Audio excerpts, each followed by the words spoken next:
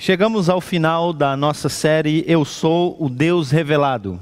Durante esses domingos nós passamos por alguns textos do Evangelho de Jesus, segundo escreveu o evangelista João, no qual ele é o apóstolo, mas é Jesus que se revela.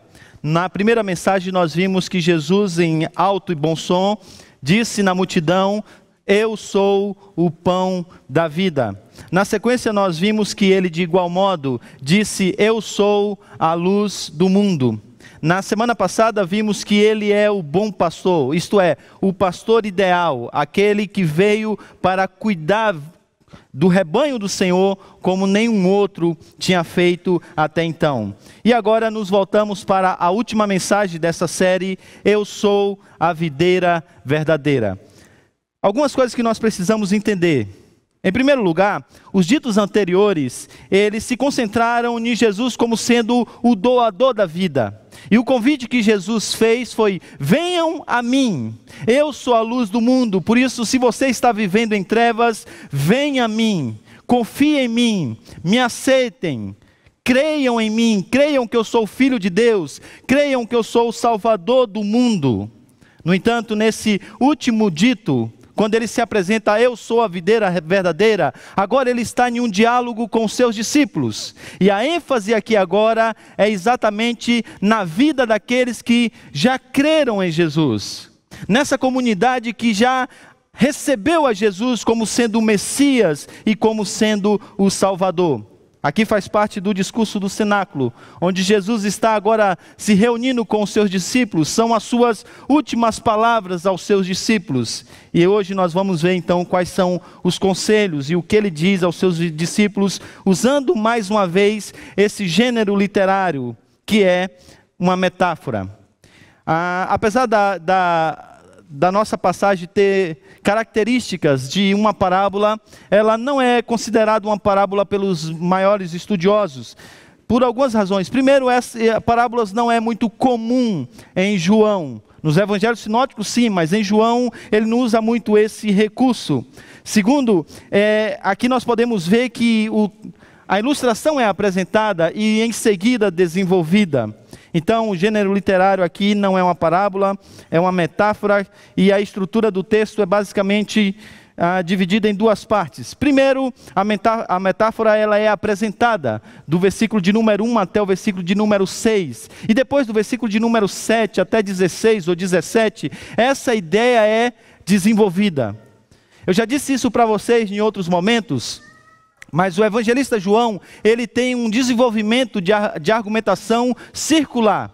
Na verdade, o próprio evangelho é desenvolvido assim. Se você ler o prólogo, você vai perceber que ele apresenta algumas ideias, ele retorna novamente essas ideias na frente, lançando mais luz e desenvolvendo-as.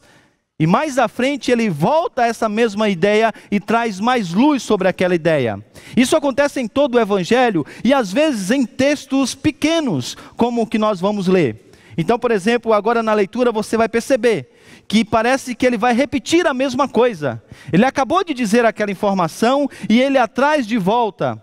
Mas não é simplesmente uma recapitulação ou uma repetição desnecessária. Sempre que ele repete uma ideia, ele traz alguma informação nova que é útil então para a compreensão do texto. Basicamente, o texto vai falar sobre quatro coisas. A ilustração vai passar pela videira, pelo agricultor, pelos ramos e finalmente o fruto. Então eu queria que você abrisse a sua Bíblia em João capítulo de número 15, do versículo 1 até o versículo de número 16. Diz-nos assim as Escrituras: eu sou a videira verdadeira e meu pai é o agricultor. Todo ramo que estando em mim não dá fruto, ele corta.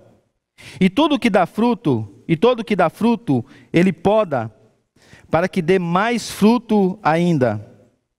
Vocês já estão limpos pela palavra que eles tenham falado. Permaneçam em mim e eu permanecerei em vocês. Nenhum ramo pode dar fruto por si mesmo, se não permanecer na videira. Vocês também não podem dar fruto, se não permanecerem em mim. Eu sou a videira, Vocês são os ramos. Se alguém permanecer em mim e eu nele, esse dará muito fruto, pois sem mim vocês não podem fazer coisa alguma. Se alguém não permanecer em mim, será como um ramo que é jogado fora e seca. Tais ramos são apanhados, lançados ao fogo e queimados. Se vocês permanecerem em mim e as minhas palavras permanecerem em vocês, pedirão o que quiserem e lhes será concedido. Meu Pai é glorificado pelo fato de vocês darem muito fruto, e assim serão meus discípulos. Como o Pai me amou, assim eu os amei. Permaneçam no meu amor. Se vocês obedecem aos meus mandamentos, permanecerão no meu amor, assim como tenho obedecido os mandamentos de meu Pai, e em seu amor permaneço. Tenho-lhes dito estas coisas, estas palavras, para que a minha alegria esteja em vocês, e a alegria de vocês seja completa. O meu mandamento é este: amem-se uns aos outros como eu os amei. Ninguém tem maior amor do que aquele que dá a sua vida pelos seus amigos. Vocês serão meus amigos se fizerem o que eu lhes ordeno. Já não os chamo servos, porque o servo não sabe o que o seu senhor faz. Em vez disso, eu os tenho chamado amigos, porque tudo o que ouvi de meu Pai e lhes tornei conhecido. Vocês não me escolheram, mas eu os escolhi para irem e darem fruto. O fruto que permaneça, a fim de que o Pai lhes conceda o que pedirem em meu nome. Este é o meu mandamento: amem-se uns aos outros. Vamos orar? Deus bendito, fala às nossas vidas, fala aos nossos corações. Dar, ó Deus, que esse seja um tempo de edificação para o teu povo. Que o teu Espírito Santo, que inspirou essa palavra agora, também a ministre nos nossos corações. Pedimos isso, Senhor, em nome de Jesus. Amém. Há uma passagem nas Escrituras que Jesus está de manhã com os seus discípulos. Os comentaristas dizem que aquela era uma hora importante de refeição e ele está com fome. E ele, enquanto passa com os seus discípulos por uma estrada, ele percebe e vê uma figueira. O narrador faz questão de dizer que aquela figueira, ela está com folhas, um sinal de que há frutos. O texto nos diz que Jesus se aproxima da figueira, e ele procura, e ele investiga, mas ele não encontra nenhum fruto. Apesar da aparência e apesar do tempo para que o fruto pudesse estar naquele pé, não há nenhum fruto. E ela então é amaldiçoada e ela seca. Essa é mais uma vez uma maneira de mostrar e de dizer como vivia e era Israel naquela época. A nossa mensagem dessa manhã, ela basicamente vai passar por 4 partes, como eu disse a vocês. Em um primeiro momento nós vamos olhar para a videira verdadeira e vamos perceber que Cristo é o novo lugar do povo de Deus. Vamos olhar para o agricultor e vamos perceber que o Senhor Deus é quem cuida dessa videira, removendo ramos infrutíferos e podando os ramos frutíferos. Vamos olhar para a condição para produzir o fruto, isto é, permanecer na videira. E finalmente vamos olhar para o fruto, que nada mais é do que aquilo que Deus produz nos seus santos, através dos seus santos, quando eles extraem a sua vida e a força da videira, que é o Senhor Jesus Cristo. Vamos então a essa primeira parte, e vamos perceber como de fato Cristo é o novo lugar do povo de Deus.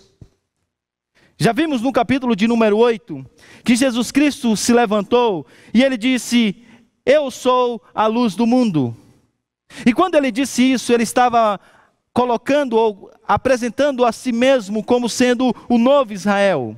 Sim, como disse na liturgia, Deus tinha levantado a Israel para que pudesse ser a luz dos gentios.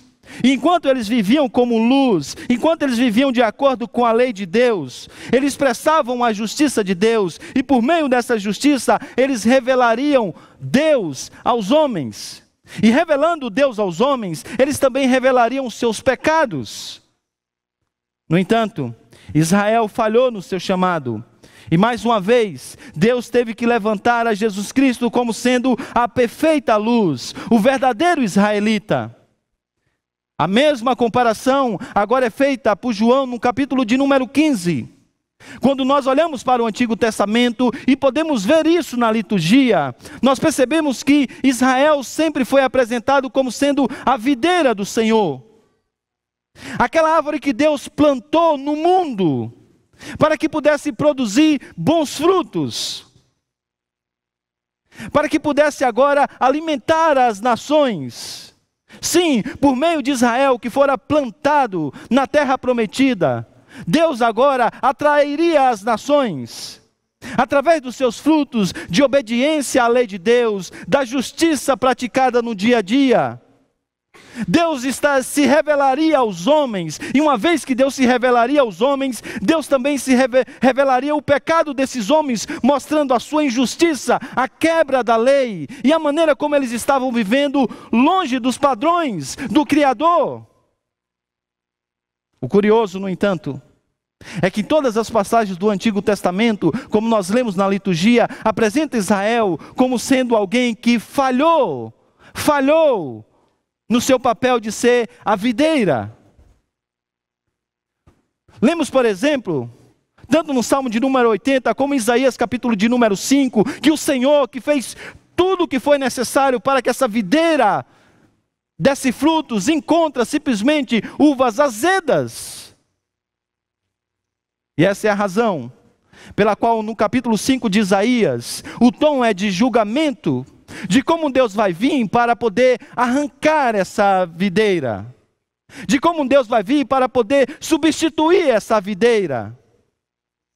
E agora é diante dessa situação, é diante desse cenário, é diante desse pano de fundo, que Jesus se dirige aos seus discípulos, que conhecem o Antigo Testamento, que sabe dessas verdades, que já leu o Salmo de número 80, que já leu Isaías capítulo de número 5, e ele diz: eu sou a videira verdadeira.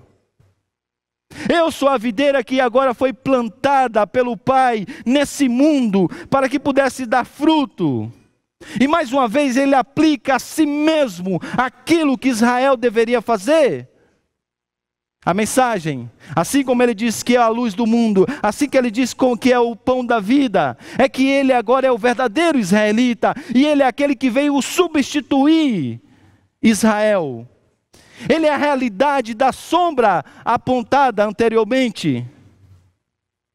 E com isso, ele está fechando um ciclo no capítulo de número 15, ele que cumpre e ele que representa, ele que é a realidade de todas as festas, de todos os lugares sagrados, de tudo, a realidade se encontra nele.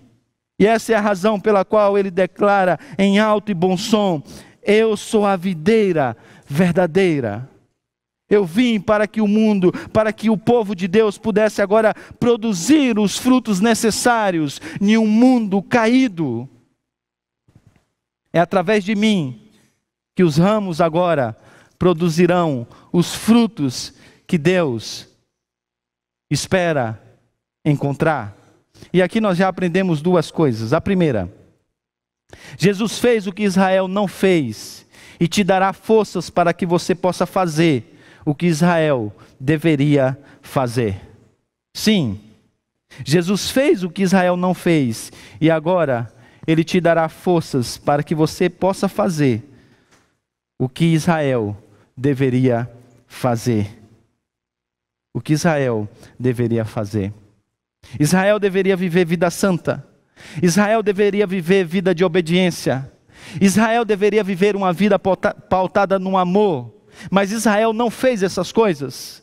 Agora Jesus Cristo veio para cumprir essas coisas. E por que isso é importante no Evangelho de João? Porque o Evangelho de João, diferente de outros evangelhos, ele apresenta a escatologia como sendo já realizada. Na teologia, os teólogos chamam isso de já e ainda não.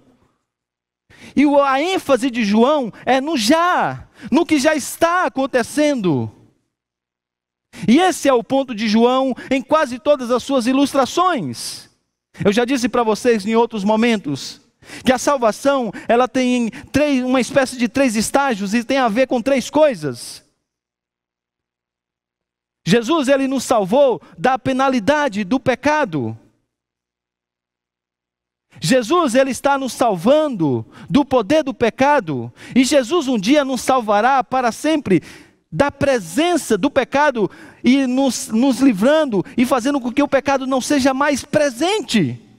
Só que para João a ênfase não é no que Deus fez no passado, nos elegendo, nem no que Deus fará no futuro, arrancando do nosso meio o pecado.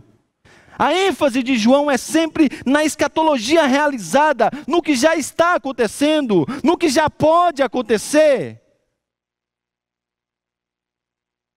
Ele quer que os seus discípulos entendam que isso já é uma realidade no meio do povo de Deus. Sim, frutificar já é uma realidade no meio do povo de Deus. E a ênfase está aqui exatamente em agora o povo fazer o que Israel não pôde fazer, porque o verdadeiro Israel cumpriu o que deveria ser feito, e agora nos impulsiona para fazermos aquilo que nós precisamos fazer. É por meio dessa videira agora que os frutos virão. Não é pela sua capacidade, mas é pelo que a videira pode produzir. Pela vida que vem da videira. Essa vida já é uma realidade. Isso quer dizer então que os filhos de Deus, aqueles que creem em Jesus, já podem agora fazer o que Israel não pôde fazer. Sim, eles podem viver em santidade, eles podem viver em amor, como será agora exigido e apresentado por eles. Em segundo lugar, o reino de Deus não é mais... O reino de Deus não tem mais a ver com um lugar, mas sim com uma pessoa. Agora você não precisa mais ir a Israel para ser um israelita. No passado era assim que acontecia. Se alguém queria conhecer a Yahvé, precisa ir até Israel. Foi assim que fez a rainha de Sabá. Mas agora, se você quer fazer parte desse povo, você precisa ir a Jesus. Ele é a videira verdadeira. É por meio dele que os frutos são dados. Não é mais fazendo parte do Israel histórico, nação, mas sim por meio do Filho. Isso nos leva ao segundo ponto. A apresentação da figura do agricultor. Nosso Deus é aquele que então cuida da videira, removendo os ramos mortos e podando aqueles que são vivos. E a função do agricultor aqui, o Pai, é basicamente 2. A primeira delas, Deus, diz Jesus, Ele corta os ramos que não estão dando fruto, para que agora a videira possa produzir ainda mais por meio dos verdadeiros frutos. Isso nos leva então a uma dificuldade muito grande nesse texto. Porque a pergunta é, como alguém que está em Cristo pode um dia deixar de estar nele? Ou ainda, como pode uma pessoa que nasceu de novo se perder? Como pode uma pessoa que agora adentrou pela porta e agora faz parte do aprisco das ovelhas, de repente se perder enquanto sai para se alimentar no pasto? Como pode alguém estar em Cristo e ser cortado depois dele? Os comentaristas, eles divergem nessas questões e basicamente eles apresentam duas propostas. A primeira delas é que João está pensando aqui nos judeus que outrora fizeram parte dessa videira que nós acabamos de ler durante a liturgia, que era Israel, mas que agora não mais fazem parte dessa nova videira porque não creram em Jesus, a videira verdadeira, não fazem parte, não são ramos dessa nova videira, e por essa razão eles serão jogados fora No entanto, isso ainda traz um problema, porque a dificuldade aqui está no fato que Jesus diz que esses ramos, eles de alguma maneira estiveram nele. Então isso ainda não resolve a questão. É uma interpretação tida por muitos comentaristas e que faz muito sentido, à luz das Escrituras, à luz das outras comparações, mas isso não resolve a questão, porque Jesus disse que esses ramos, eles estavam nele. A segunda proposta é que Jesus aqui tem em mente, ou João tem em mente, aqueles que apostataram da fé. Essa questão, essa aqui faz muito sentido, principalmente à luz do contexto. Sim, se você ler o Evangelho de João, você vai ver que muitas pessoas estão seguindo a Jesus, mas que ainda não entenderam quem ele de fato é. Fazem parte daquela multidão que se titula como discípulos de Jesus, mas que ainda não compreendeu quem ele é e por isso ainda não teve uma fé salvífica. Além disso, o contexto imediato aponta e lança à luz a essa tese, principalmente o capítulo de número 13. Porque o que a gente está vendo aqui sendo descrito através de metáfora nada mais é do que um desenvolvimento do pensamento já apresentado no capítulo de número 13, nesse argumento circular de João. Capítulo de número 13, um dos discípulos, aquele que aparentemente estava na videira, mas não era da videira, Judas, agora é identificado e começa já a sair para a sua missão. Ao mesmo tempo que o capítulo 13 é o momento onde Jesus então finalmente cuida dos seus discípulos, lava os seus discípulos, apontando para essa purificação, para essa limpeza. Então é provável que o que João esteja dizendo, e o propósito de João a apresentar essa metáfora é dizer que de fato existem aqueles que parecem que fazem parte da videira, mas que nunca estiveram ligados finalmente à videira. Eu sei que essa proposta, ela também tem dificuldades, e esse texto é muito difícil. Por isso, alguns estudiosos, eles pensam que, na verdade, a ênfase não está no fato de estar ou não estar em Jesus de maneira salvífica, mas simplesmente na ilustração de Jesus em dizer que é impossível alguém estar ligado a Ele e não produzir fruto. E talvez a ênfase então esteja aqui exatamente nesse ponto. Isto é impossível você estar em Jesus e não produzir os frutos necessários que vêm por meio da videira que é Ele. Como que Ele faz isso? Como que Ele faz essa limpeza e esse corte? É sempre por meio da palavra. Veja o versículo de número 3. É nos dito assim: vocês já estão limpos pela palavra que lhes tenho falado. Sim, a palavra é esse instrumento cortante, super afiado, que agora tanto corta os que não são, como limpa os que são. Sim, é por meio da palavra que a luz é apresentada e ela faz o seu próprio trabalho de separar as trevas da verdadeira luz. E é também por meio da palavra que Deus então vai cuidando do seu povo. Em uma linguagem bem informal, é por isso que cada domingo é uma lapada. É Deus cuidando do seu povo. É Deus cortando o que é excesso para que você possa produzir. Isso nos leva então a pelo menos 3 aplicações. A primeira, tem uma coisa aqui que é curiosa e que um comentarista me chamou a atenção e eu não tinha percebido. Ele disse que agricultor poderia ser traduzido por viticultor. E parece ser uma nuance muito simples, bem simplória. Afinal, parece que é a mesma coisa, mas ele disse, você já observou que se a gente entender que quem está cuidando aqui, se é um viticultor, então isso quer dizer que quem está cuidando dessa videira é o próprio dono. Ele não delega isso a um empregado ou a qualquer outra pessoa, não. É ele que pessoalmente está cuidando dessa videira. Então isso nos leva a esse entendimento. É Deus que está pessoalmente cuidando de você. Ele que te colocou para poder fazer parte dessa videira, e agora é Ele que pessoalmente faz todo o trabalho de cuidar de você. Isso é fantástico. A gente vive no tempo do personal, né? Já imaginou isso? você ter alguém que é sábio, que conhece todas as coisas, que te ama, que te quer bem, ao seu lado o tempo todo, cuidando como precisa ser cuidado. E ele cuida mesmo, inclusive podando. E eu sei que dói, mas é para o nosso bem maior. Eu não sou muito do campo, né? Apesar que já fizeram uma piada comigo de que é impossível ser da Bahia e não ser do campo. A Bahia tem cidades grandes também, viu? Isso não faz sentido.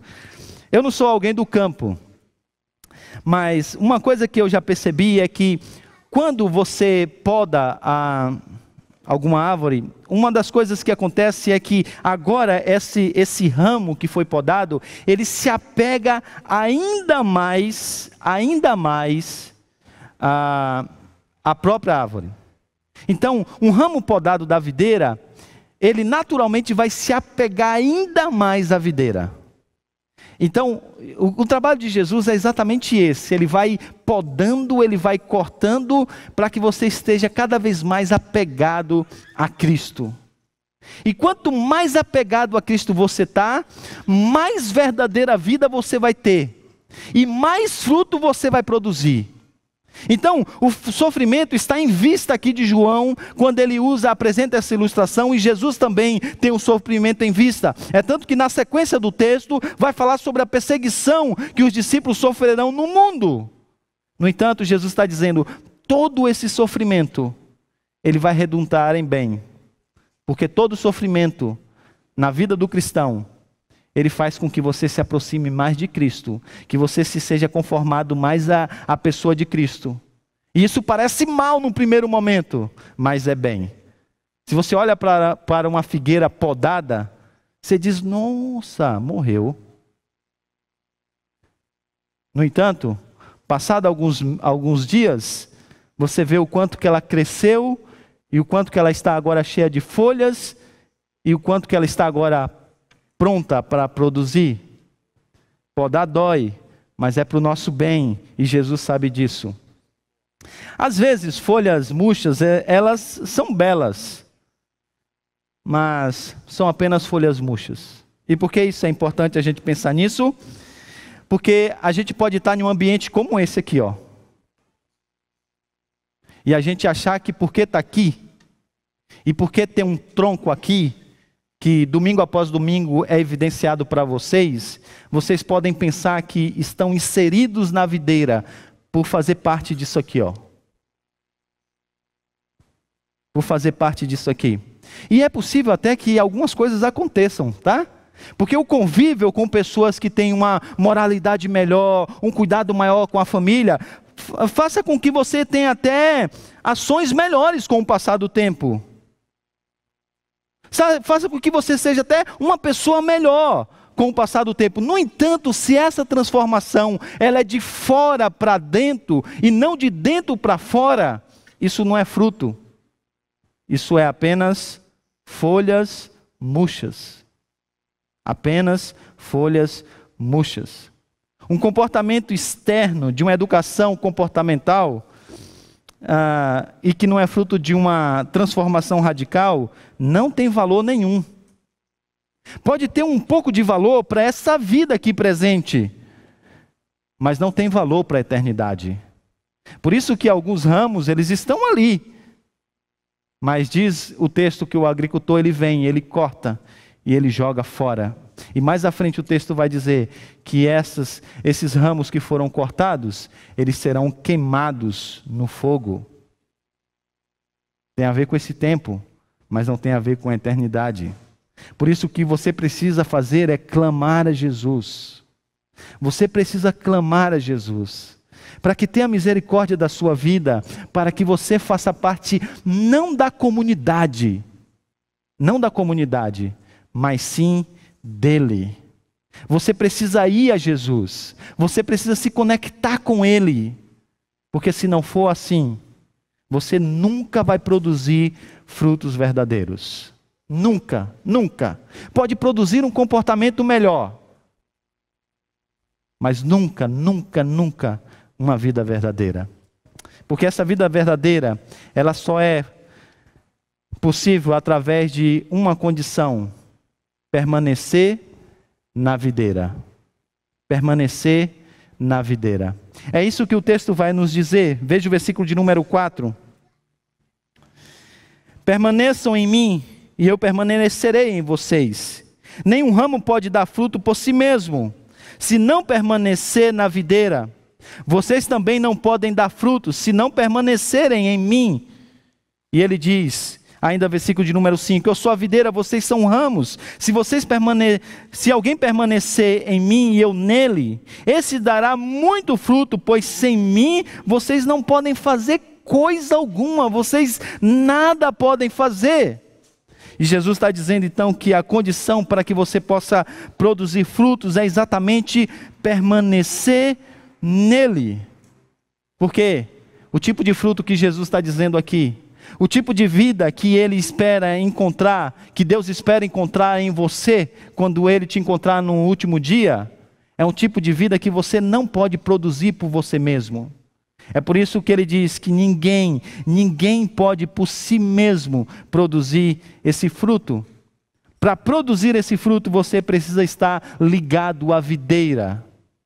Agora eu não estou dizendo de práticas religiosas. Disse na semana passada que muitas pessoas, elas vão produzir alguns tipos de frutos, porque elas vão dizer, Senhor, Senhor, em teu nome eu expulsei demônios, eu profetizei, eu fiz milagres. E a resposta de Jesus a essas pessoas é, eu nunca os conheci. Eu não estou falando de ter atitudes de religiosidade, eu não estou falando em aprender a orar, eu não estou falando em dar uma aula de escola dominical, não.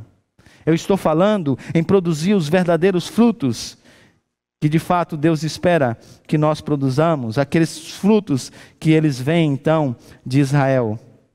E permanecer não é simplesmente você acreditar, mesmo que isso seja crucial, mas envolve aqui estar unido a Cristo de tal maneira, que as emoções, as intenções e a vontade estão ligadas a Ele. Porque a ilustração de Jesus aqui é exatamente que o ramo, ele simplesmente produz o fruto que é arrancado da própria videira. É como se agora a vida fosse transbordada da videira por meio dos ramos. E isso quer dizer então que tudo que o ramo vai produzir nada mais é do que a vida que tem na videira em si mesma. Isso quer dizer então que a nossa ligação com Cristo deve ser tão grande, mas tão grande, que o nosso pensamento, a nossa vontade, todas as nossas intenções precisam vir simplesmente dele. Isso nos leva a algumas aplicações, duas pelo menos. A primeira, a vida vivida a parte de Cristo é em si mesma a essência da morte. Disse para vocês que aqui é sempre escatologia inaugurada. Jesus está dizendo, e João está dizendo isso, que aqueles que eles não estão crendo em Jesus, aqueles que estão rejeitando a Jesus, eles estão essencialmente murchando e caminhando apenas para o fogo, para serem jogados no fogo e nada mais. É isso que está acontecendo. Por isso que Jesus está dizendo, a vida à parte de Cristo, em si mesma já é a essência da morte. Já é o contrário de vida abundante. Em segundo lugar, enquanto Jesus esteve entre nós, ele produziu muitos frutos. Sim, ele foi o que o Israel não pôde ser e o que Israel não conseguiu ser. Só que agora ele produz esses frutos no mundo através dos ramos, que são aqueles que creem. Observe que a comunidade da nova aliança nada mais é do que a comunidade que foi formada para dar continuidade à missão do próprio Jesus. Ele veio com a missão de ser o que Israel não conseguiu ser, luz para as nações, viver de tal maneira, com tal justiça, que Deus seria revelado por meio do povo, e também revelaria o pecado do povo. E agora Jesus veio e fez isso no mundo, Ele é a luz. Ele produziu frutos que de fato mostram como é o reino de Deus. E agora o que ele faz? Ele chama os seus discípulos e ele diz: agora eu vou produzir através de vocês. Agora os frutos que Deus espera encontrar no meio do seu povo, esses frutos eles podem ser percebidos no meio, ou pelo menos devem ser percebidos no meio do povo de Deus. No meio do povo de Deus. Por isso nós precisamos compreender que nós precisamos produzir frutos. E chegamos então à última parte. O que é o fruto? Já foi dito aí um pouco. É o que Deus então produz nos santos, através dos santos, quando eles extraem a vida e a força que vem da videira. Jesus diz então que esse fruto, ele só acontece enquanto eles estão permanecendo em Jesus. Versículo de número 16 apresenta isso de uma maneira muito clara, porque ele diz assim: vocês não me escolheram, mas eu escolhi a vocês para que vocês permaneçam em mim, e assim vocês possam, de fato, orarem e pedirem todas as coisas, e o Pai então vai ouvir a oração de vocês. E aí aqui é uma coisa curiosa, né? Porque ele vai conectar essa ideia do fruto à oração. E por que ele faz isso? Bem, antes de entender essa ilustração e essa parte, vamos entender e compreender o que significa esse fruto. Os estudiosos, eles mais uma vez divergem, porque eles dizem que fruto aqui, Jesus está se referindo ao cumprimento do que Israel deveria ser, isto é, ser luz para as nações. Então fruto tem a ver com o testemunho ao mundo. Outros dizem que não, que tem mais a ver com as virtudes éticas. Fruto aqui é essa vida que evidencia que você faz parte do reino de Deus. É a maneira como você vive no mundo de forma ética, que são uma das características da vida cristã. E aí outros então, um pouco mais distante do contexto, eles dizem que fruto aqui é o fruto do Espírito Santo, que é apresentado, por exemplo, em Gálatas, capítulo de número 5. O problema dessas propostas é que todas elas são reducionistas. Porque à luz do próprio texto, não precisa nem ir muito longe, à luz do próprio texto, nós podemos perceber que fruto é a obediência aos mandamentos, versículo de número 10. É a experiência da alegria de Jesus, versículo de número 11. É o amor pelos outros, versículo de número 12. É o testemunho diante dos homens, versículo de número 16. Então não é apenas uma coisa, é uma série de características que agora evidenciam de fato que você faz parte do reino de Deus. Mas talvez, se nós quisermos ser reducionistas, nós poderíamos ser dizendo o seguinte: fruto nada mais é do que a manifestação da vida de Cristo e do caráter de Cristo no nosso ser. Tudo isso tem a ver com a conformidade com a vida de Cristo. Ser frutífero nada mais é do que manifestar a vida de Cristo ao mundo. É um conjunto dessas coisas, porque se Ele é o verdadeiro, Ele é a verdadeira videira, aquele que veio para substituir Israel e que fez tudo que Israel deveria fazer, então agora o que Ele produz através de nós são todas essas coisas. E quando você vai para o passado, como eu disse a vocês, vocês percebem que Israel deveria ser luz para as nações, Israel precisava viver nos valores do reino de Deus, Israel precisava amar a Deus sobre todas as coisas e ao próximo como a si mesmo, Israel precisava obedecer os 10 mandamentos. E quando eles fizessem todas essas coisas, eles estariam glorificando a Deus e testemunhando ao mundo. E agora Jesus veio e Ele é todas essas coisas, e agora Ele produz todas essas coisas por meio de nós. Isso quer dizer que então esses são os frutos que Ele então espera de todos nós. E aí quando nós fazemos isso, quando nós estamos produzindo, nós estamos então agradando ao Senhor.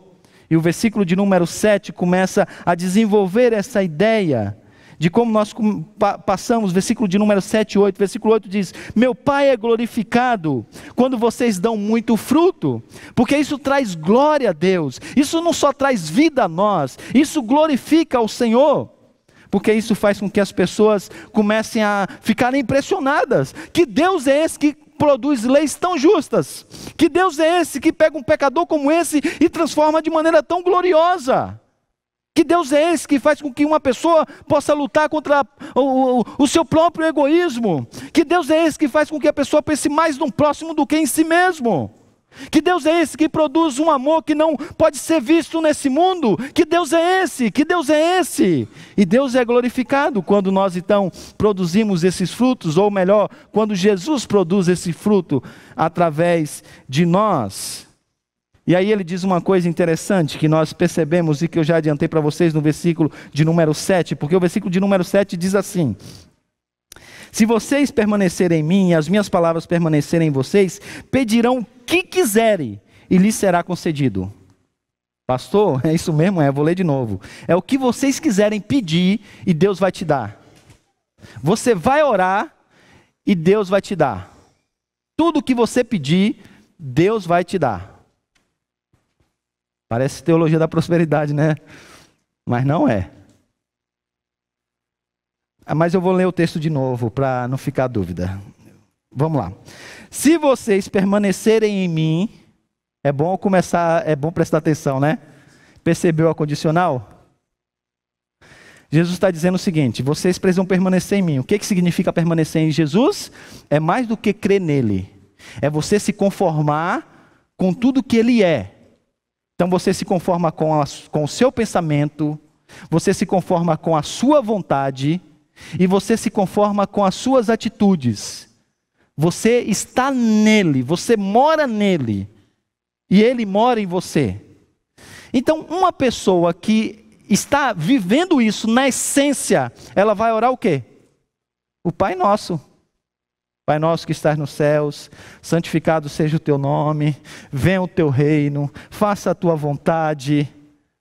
E Deus sempre vai responder uma oração como essa, porque a sua oração sempre vai estar alinhada com a vontade do Senhor. E Ele vai responder uma oração que está alinhada com a vontade do Senhor. Peça ao Senhor que possa estender o seu reino. Peça ao Senhor e ore todos os dias para que a vontade do Senhor seja feita na terra. Peça ao Senhor para que você possa viver de acordo com a sua vontade e expressá-lo ao mundo.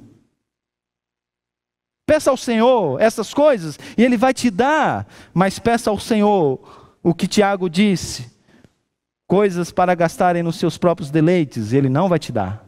É por isso que Tiago diz: vocês pedem e vocês não recebem porque vocês pedem mal, para vocês gastarem nos seus próprios deleites. Aí Deus não vai dar. Agora, se você permanecer nele, então Ele vai te dar o que você quer. Porque Ele vai fazer com que você entenda uma coisa, e é isso que Jesus quer que os seus discípulos entendam, é que agora Deus passa a ser o seu deleite. Sim, Deus passa a ser o seu deleite. Ele diz: meu Pai é glorificado, versículo de número 8, por vocês darem muito fruto. E agora o versículo de número 9, como o Pai me amou, assim também eu os amei, permaneçam no meu amor.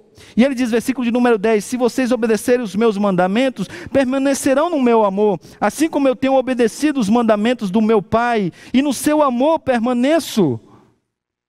E aí olha o versículo de número 11, agora o que ele diz, olha, tenho-lhes dito estas coisas, para que a minha alegria esteja em vocês, e a alegria de vocês seja, o quê? Completa. Agora Jesus vai conciliar algumas coisas aqui que elas soam como sendo estranhas. Porque quando a gente fala de obedecer, a gente não fala muito de prazer e deleite e de alegria. Alegria em obedecer não é uma coisa que vem logo à nossa mente quando nós falamos de obedecer os mandamentos, de seguir a vontade de Deus. Se conformar às regras normalmente é apresentado como sendo algo muito penoso. Muito penoso. E se você faz isso de maneira legalista, então, é mais difícil ainda. Porque vai brotar no seu coração um sentimento de culpa quando você não consegue obedecer, ou um sentimento de orgulho quando você acha que está obedecendo. E todas as coisas são ruins, não traz alegria essas coisas. No entanto, quando você se conforma à vontade do Senhor, e quando você obedece entendendo o que Ele é, e o que os seus mandamentos significam para você, e quando você entende que obedecer ao Pai vai te colocar no centro da sua vontade, isso é muito bom para você, então você vai fazer isso, primeiro, tendo a ideia de que isso não é penoso. É Jesus trazendo mais uma vez a ilustração que ele já apresentou. Às vezes podar dói, abrir mão de ídolos do coração é difícil. No entanto, isso é bom, isso é para o nosso bem, não é apenas para a glória de Deus, é para o nosso bem. Essa é uma das coisas lindas no Evangelho, porque Deus não coloca a sua lei diante de nós, Deus não coloca a sua palavra para que a gente obedeça a sua palavra, siga os seus mandamentos apenas para a sua glória, para que Ele esteja lá do céu feliz pelo povo que lhe obedece, não, mas essas coisas, além de ser para a sua glória, é para o nosso bem, é para o seu melhor. Porque Jesus sabe que as alegrias desse mundo, elas são passageiras, elas são efêmeras. Mas essa alegria que ele diz que vem fruto desse relacionamento com a videira, dessa obediência, ele sabe que essa alegria, ela é permanente.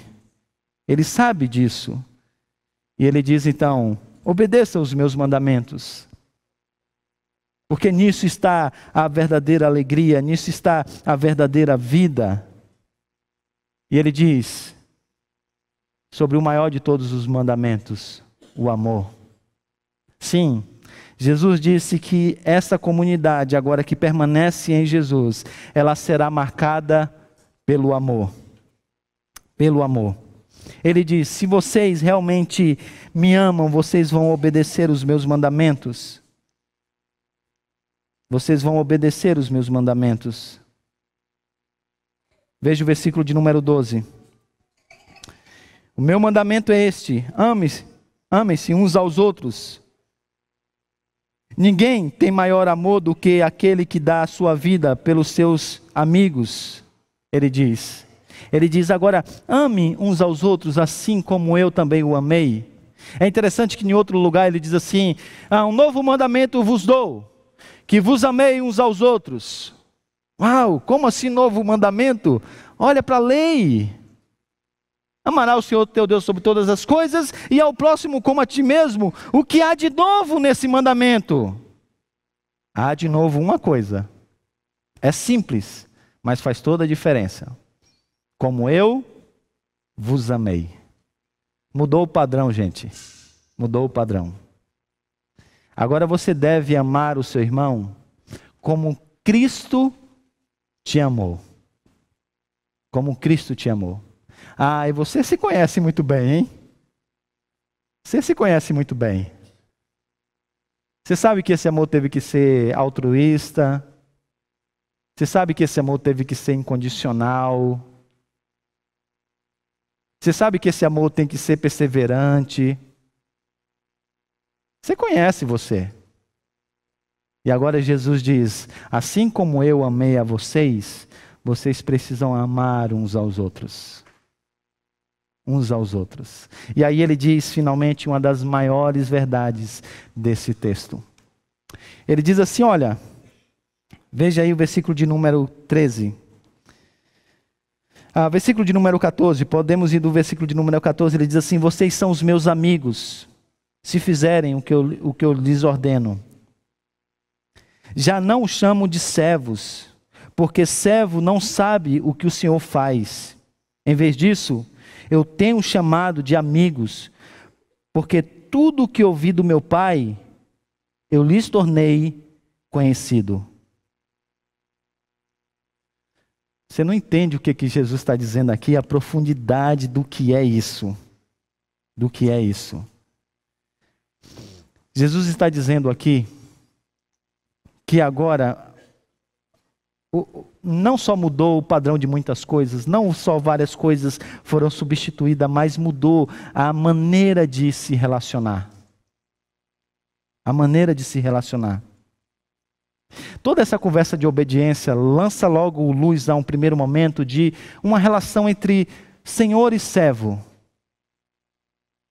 O Senhor diz e o servo obedece. E agora Jesus diz: eu não chamo vocês mais de servos, mas de meus amigos. Isso não quer dizer que a ilustração e essa comparação de servo e senhor, ela desaparece. Não, não. O apóstolo Paulo mesmo vai dizer que nós somos servos do Senhor. Ele vai dizer que nós somos escravos de Cristo. Essa ilustração, ela ainda serve, ela ainda é bíblica. Mas o que Jesus quer fazer ao usar essas palavras é mudar a percepção dos seus discípulos para esse novo relacionamento.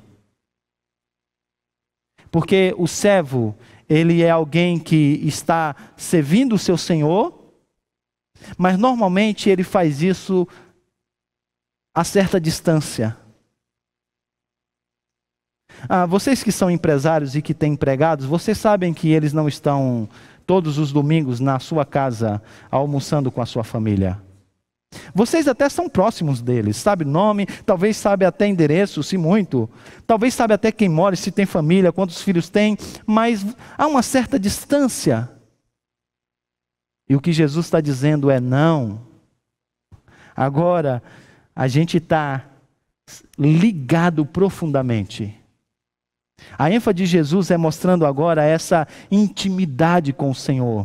E aqui, os discípulos cumprem aquilo que era o ideal de Abraão e de Moisés. Estar com o Senhor face a face, ver o Senhor face a face, ser amigo de Deus. Abraão, Deus o chamou de amigo. E os judeus, eles gostavam dessa ideia de que Abraão era amigo de Deus, e por isso eles diziam: nós sabemos, Jesus, quem é Abraão, nosso pai, aquele que era amigo de Deus. Eles diziam: nós sabemos, Jesus, quem é Moisés, aquele que viu Deus face a face. Agora, quem é o Senhor, nós não sabemos. E Jesus está dizendo: agora vocês estão em mim. E o que eles sempre admiravam, agora vocês têm um privilégio de desfrutar. Porque agora vocês estão na minha mesa. Vocês comem comigo. Vocês andam comigo. Vocês são os meus amigos. Não há ninguém que esteja nessa terra que tenha a proximidade de mim como vocês têm. E o que dizer então de João, o discípulo amado, aquele que reclinava a sua cabeça no Senhor? E agora então, por causa de Jesus Cristo, a intimidade verdadeira com Deus está aberta a todos os que são discípulos de Jesus.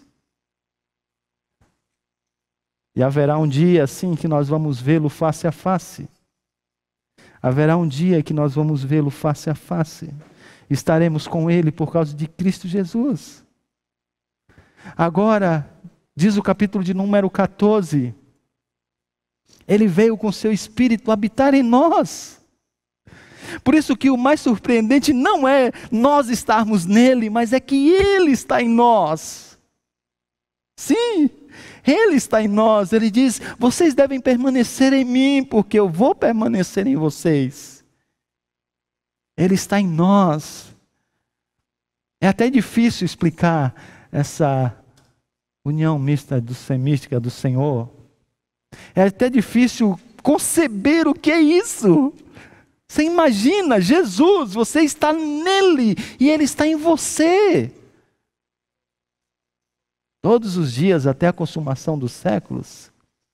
E finalmente para toda a eternidade. Andando com Ele, vivendo com Ele. Agora ele diz uma outra coisa que é muito importante nesse texto, eu encerro com ela.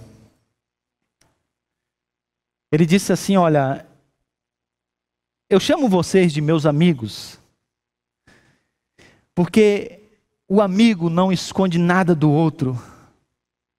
E tudo que o Pai me revelou, eu estou agora revelando a vocês.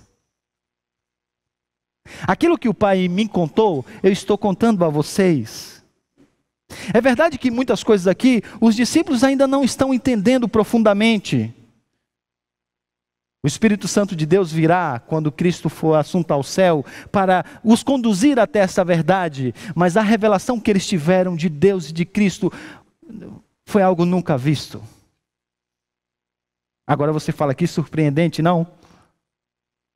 No entanto, Deus foi tão bondoso que ainda usou outros autores para ainda explicar aquilo que Jesus disse aos discípulos, que eles não tinham entendido e que sua igreja também não tinha entendido. Então Deus depois levantou Pedro para que pudesse escrever, e fez o mesmo com outros evangelistas, e fez o mesmo com Paulo, e fez com o apóstolo João, e agora nos deu uma grande revelação, como nunca vista. Os nossos irmãos do passado não tiveram acesso a essa plenitude da revelação, a essa progressividade da revelação, só que agora nós temos em nossas mãos. Todas essas coisas Jesus está contando para nós. E alguns ramos são mais limpos e tem mais entendimento ainda. A pergunta mais uma vez é: mas para quê? Para que tanta revelação sobre Cristo? Para que ter um púlpito que todo domingo prega e exalta Cristo? Para que a gente vai se reunir daqui a pouco na escola dominical para entender e estudar teologia que fala sobre a doutrina da salvação e sobre Cristo? Para quê? Para quê? Para quê? É o que Jesus está tentando ensinar aos seus discípulos. Deus deu uma missão a Israel. Israel não cumpriu essa missão. Eu vim cumprir essa missão. E agora, eu chamo vocês. E eu estou dizendo para que vocês agora possam ir por todo o mundo e façam discípulos de todas as nações. Se todo esse conhecimento que a gente tem tido não redunda na evangelização, e para que a gente possa, como igreja local, ser luz desse mundo, a gente está fora do propósito. Porque não foi assim: olha, vocês 12 aqui, agora fiquem entre vocês discutindo as questões profundas dos mistérios de Deus, tá? É uma reunião de 11, porque Judas já se foi. Não. Eles foram espalhados para o mundo para pregar o evangelho. E essa é a nossa próxima série. Livro de Atos. Nós vamos estudar como agora os discípulos pegaram todas essas coisas, toda essa revelação, e como Deus agora está produzindo fruto por meio desses ramos, frutos esses que vêm da videira. Minha oração final é essa: é que vocês e que eu e que nós permanecemos em Cristo. Vamos nos colocar de pé?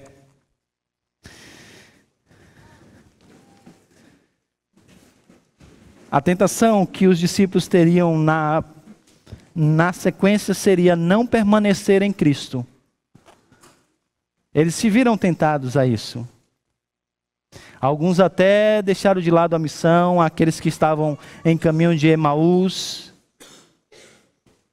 Mas Jesus Cristo estava os exortando para que eles pudessem permanecer. E permanecer significa fazer habitação. É habitar permanentemente em Cristo. Nisso não está apenas a nossa vida, aquela vida plena que ele já disse. Nisso está também a nossa missão. Isso está também a nossa sobrevivência. Vamos cantar esse cântico todos juntos.